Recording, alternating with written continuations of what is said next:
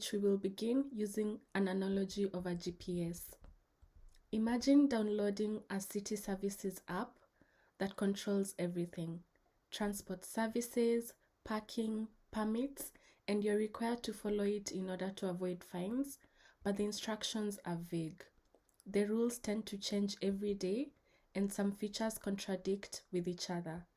Penalties sometimes appear without explanation, and in all this, if you genuinely try to comply, you keep failing because the system itself is confusing and unpredictable, and over time you stop seeing it as a fair system at all.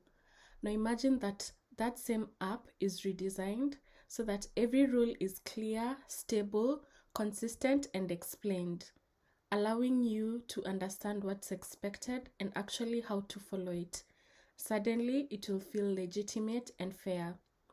This is what Lon Fuller, whom we are going to discuss today, meant by the internal morality of law, that a system isn't judged by what it demands, but whether its rules are designed in a way that people can realistically understand and obey, because when a system makes compliance impossible, it doesn't just fail practically, it fails morally. Fuller introduces the idea of the internal morality of law, which consists of procedural principles that law must satisfy in order to function as law. Now let's break down Fuller's arguments on the internal morality of law through the highlights of his discourse. A brief background about Fuller is that he was born in the year 1902 and passed on in the year 1978. He was an American philosopher, legal philosopher, best known as a proponent of secular and procedural natural law theory. He was a professor of law at Harvard Law School for many years, and his 1958 debate with British legal philosopher H.L.A. Hart in the Harvard Law Review was important in framing the modern conflict between legal positivism and the natural law theory.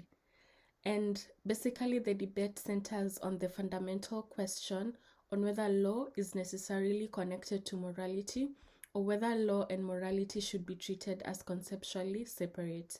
In his book, The Morality of Law, Fuller argues that all systems of law contain an internal morality that imposes on individuals a presumptive obligation of obedience.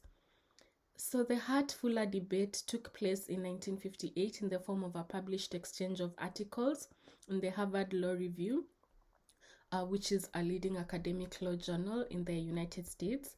And the debate was not a face-to-face event, but rather a scholarly dialogue through their writings.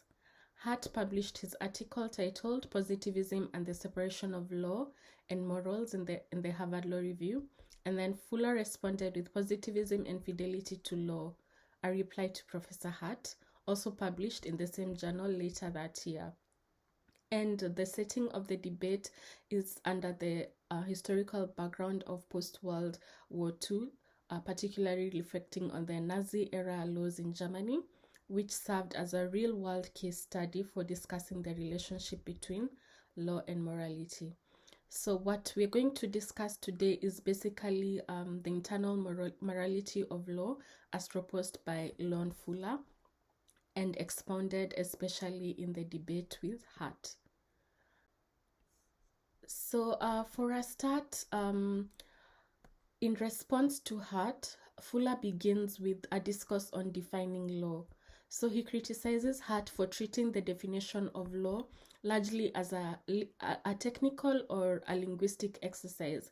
Why is this? This is because Hart, in his argument, groups together thinkers such as Bentham, Austin, Gray, and Holmes, whom we shall be looking at in our next series on legal positivism, under a general positivist tradition, despite the fact that they offer significantly different definitions of law.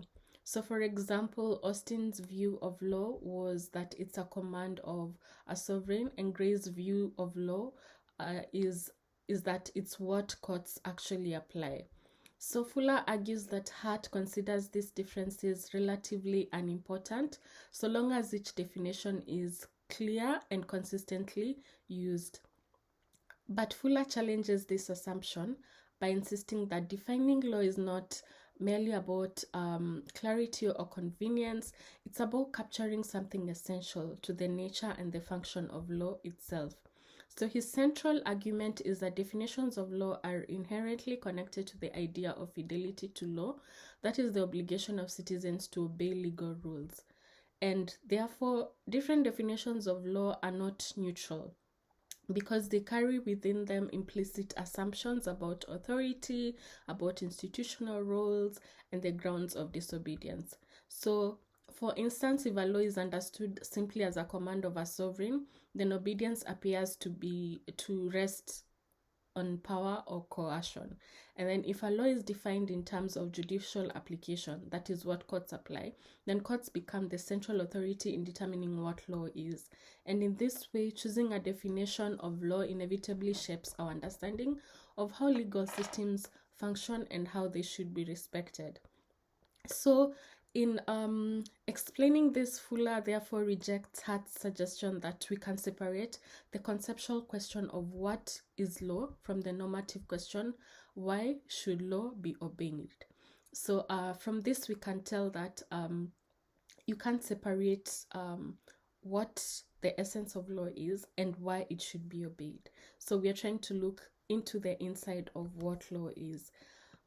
Then Fuller continues also regarding the argument of the definition of law by Hart, and therefore he asserts that theories of laws are not abstract exercises, but they have real implications for how we understand constitutional structures and institutional authority.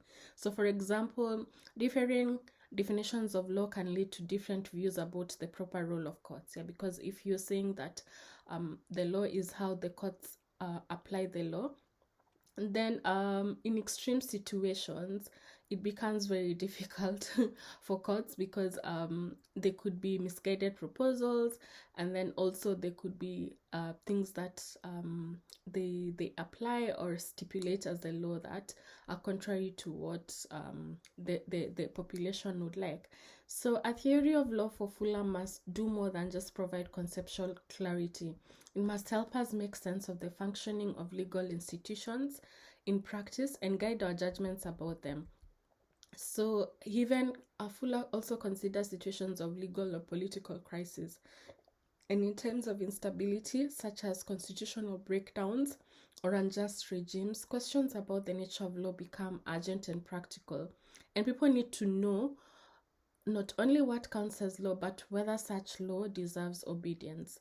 So he concludes that Hart's approach is inadequate in his definition of law in these circumstances, because it reduces law to whatever fits a chosen definition without addressing whether such law has legitimate authority. And Fuller suggests that that leaves us without guidance precisely when that guidance is most needed. And he concludes that Hart's theory is incomplete because it fails to connect the concept of law with the idea of moral obligation. Yeah, that's what we've just said previously. Why should it be obeyed? You can't separate the two. And by separating what law is and why it should be obeyed, Hart overlooks the conditions that make law capable of guiding human behavior in a meaningful way.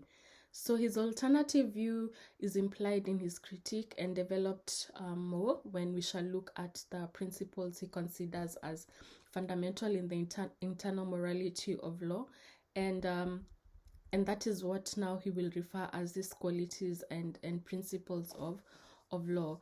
And these include fairness, clarity, reliability. These are elements that make the law worth of fidelity.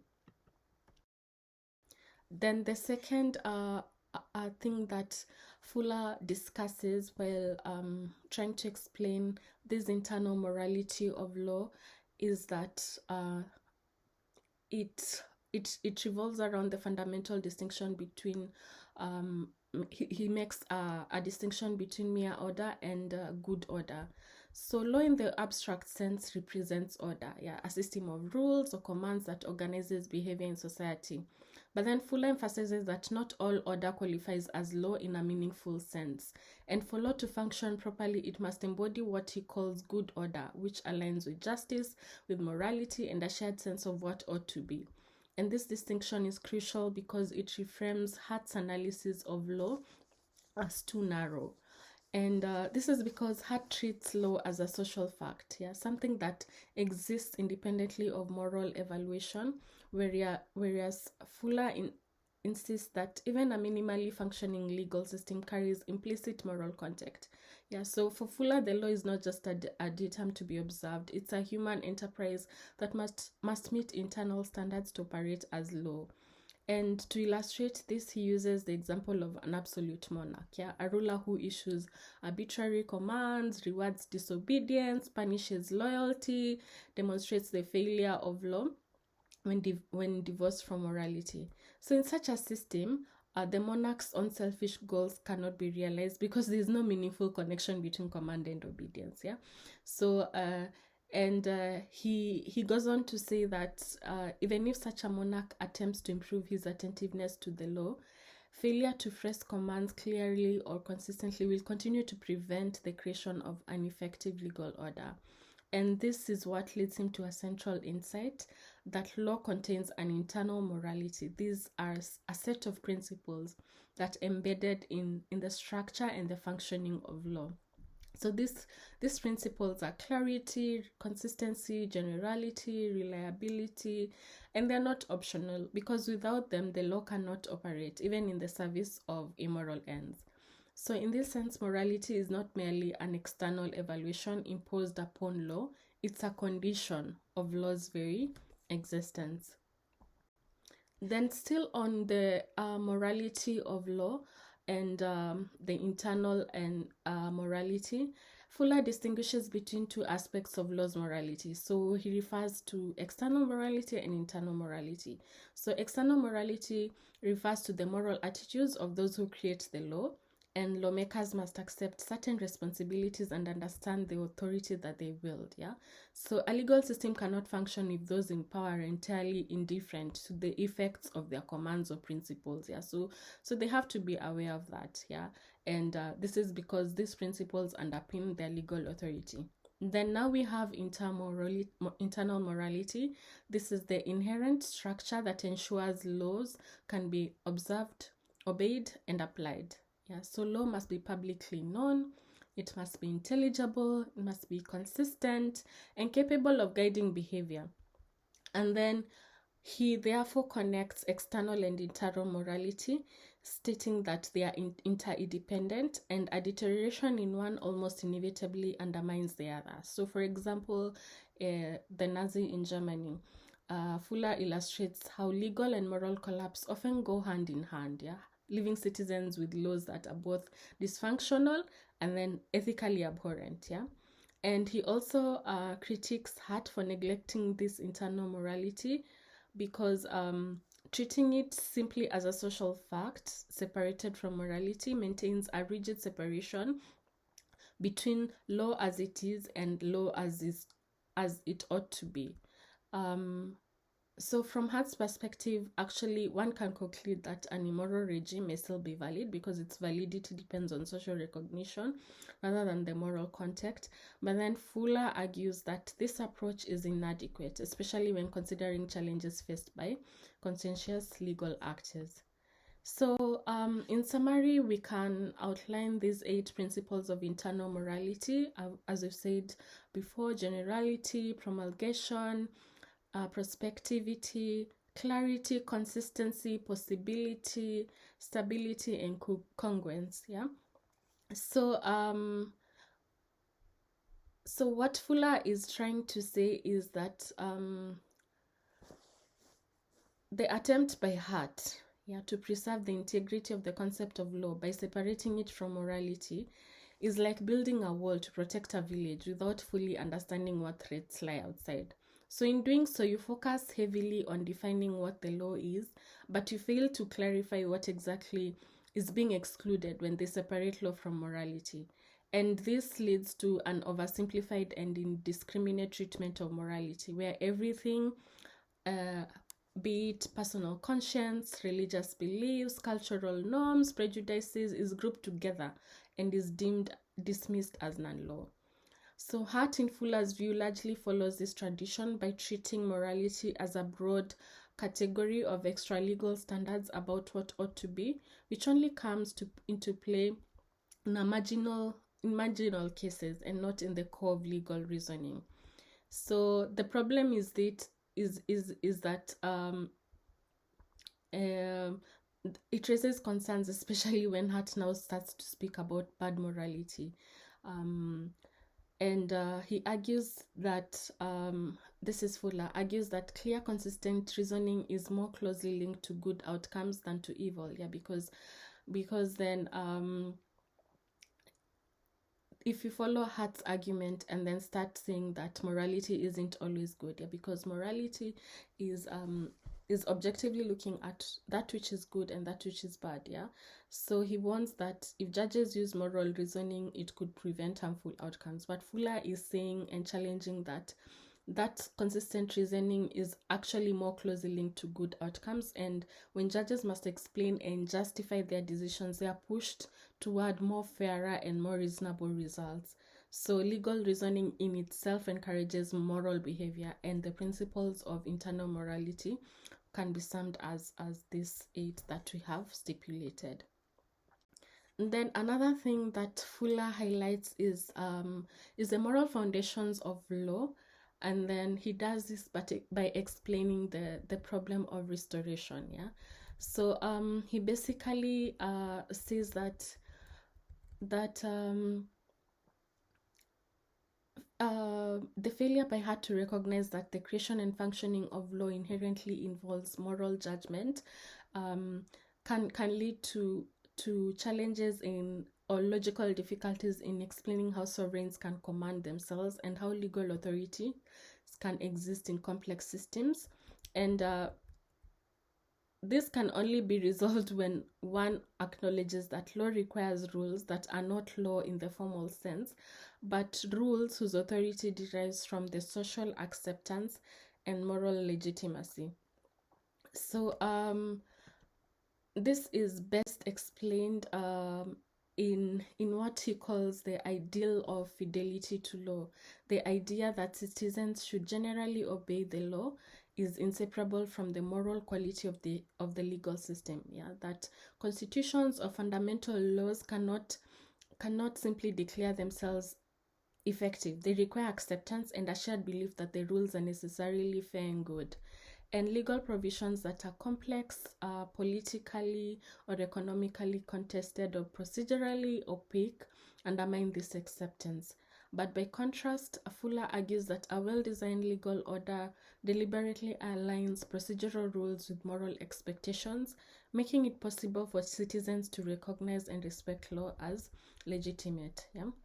So in short, his critique of Hart is that positivism, by rigidly separating law and morality, fails to account for moral conditions necessary for law to function effectively. And then, of course, we see that this can result in a dysfunctional society, and this is what now he calls the problem of restoration, which arises when a legal system has been seriously degraded or corrupted, that even if people want to restore fidelity to law or return it to a morally and functional sound state, doing so is not straightforward, because first, a degraded legal order cannot be simply restored by issuing new commands. Yeah, if the internal morality of law has been neglected, then the rules are ambiguous, inconsistent, unenforceable, and this, for example, we've seen in the arbitrary monarch. Yeah, and people will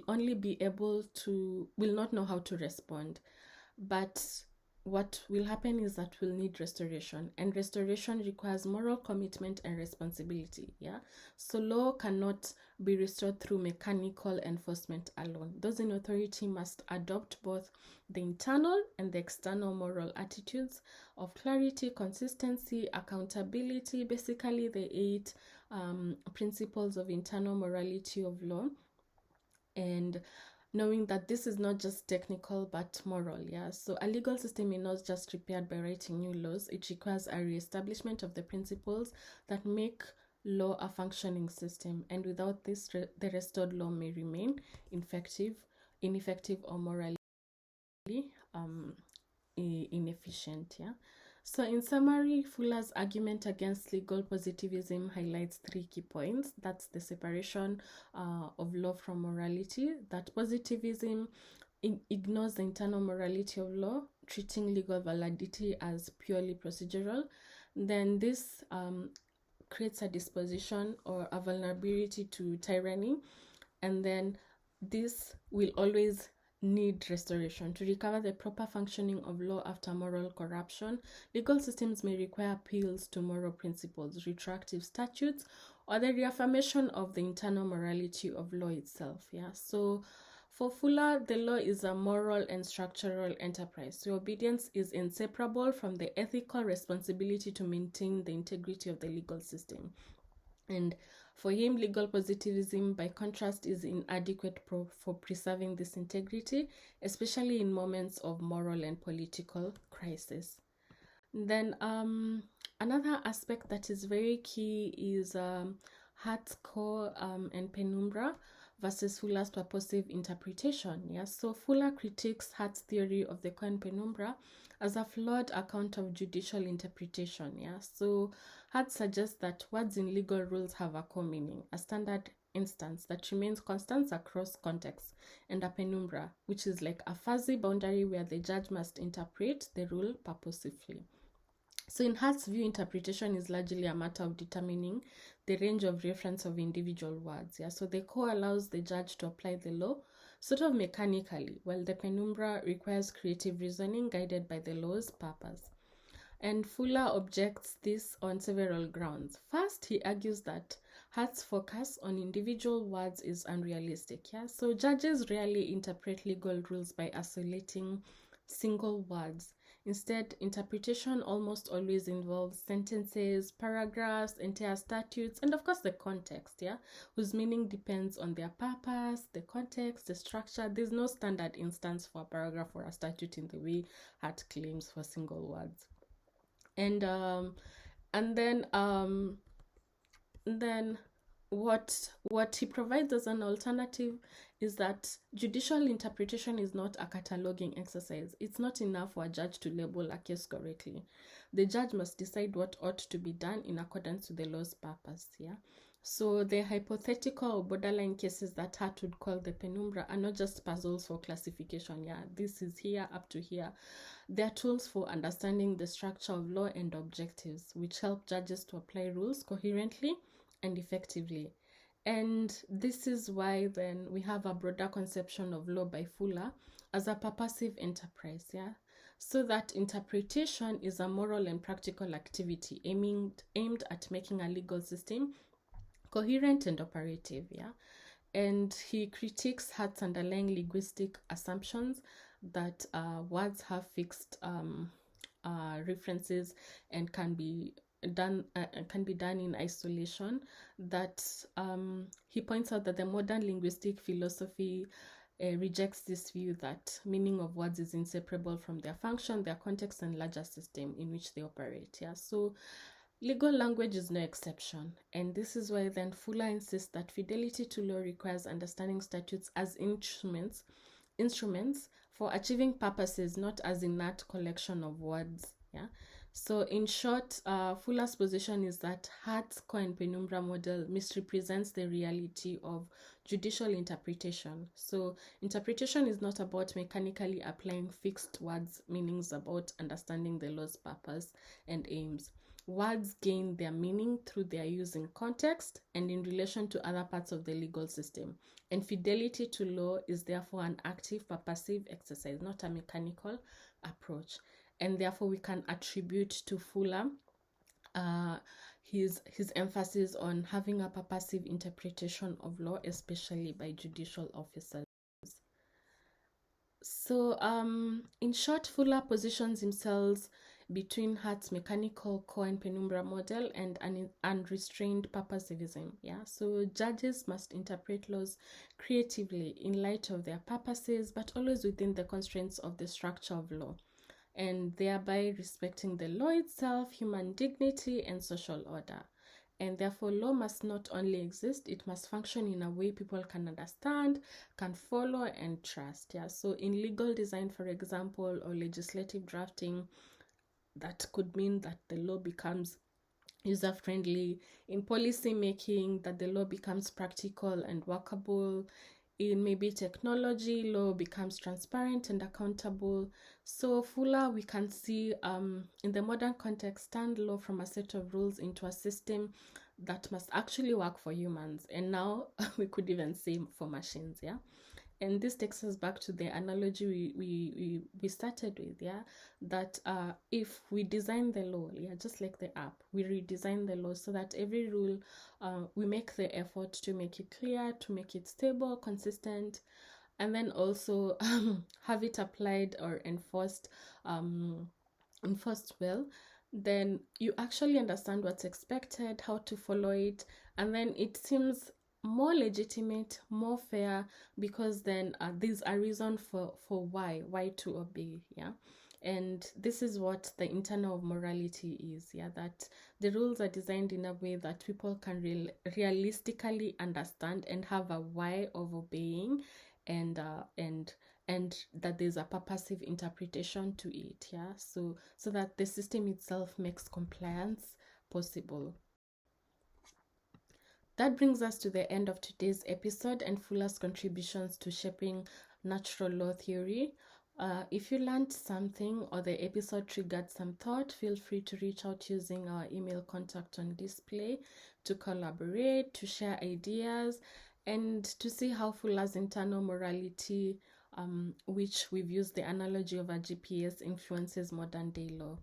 Once again, don't forget to like, to subscribe, and hit the notification button for our next episode. We will see you then. And for everyone who is celebrating Easter, happy Easter.